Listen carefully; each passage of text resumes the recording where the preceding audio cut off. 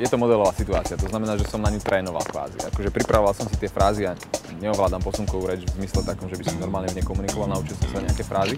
Len zaujímavé bolo, že keď som sa dostal do praxe, tak v podstate tá moja teória, ktorú som si vytvoril, nefungovala, lebo v podstate som v reáli komunikoval s človekom, ktorý jednoducho nevedel, čo od nej chcem. Čiže nestačilo mi ísť podľa tých fráz, ktoré som si pripravil, ale musel som nejak akože improvizovať. Zákazník, pre ktorého prídete, je nepočujúci, ak by som vás na to mohla upozorniť.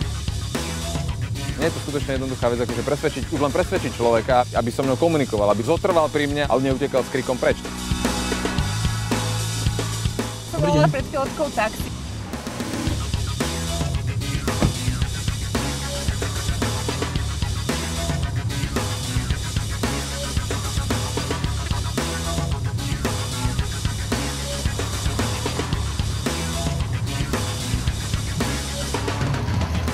Ja si myslím, že bez pochyby je to samozrejme len dobre, už len keď nenaučíme majoritnú spoločnosť komunikovať v posunkovej reči, tak aspoň možno byť trošku tolerantnejší, možno trošku, keď už ma niekto osloví, tak nie vždy to je blázon alebo človek, ktorý chce odo mňa peniaze, ale chce len obyčajnú pomoc a možno aspoň trošku pochopiť, čo chce a aspoň chcieť pochopiť, čo chce.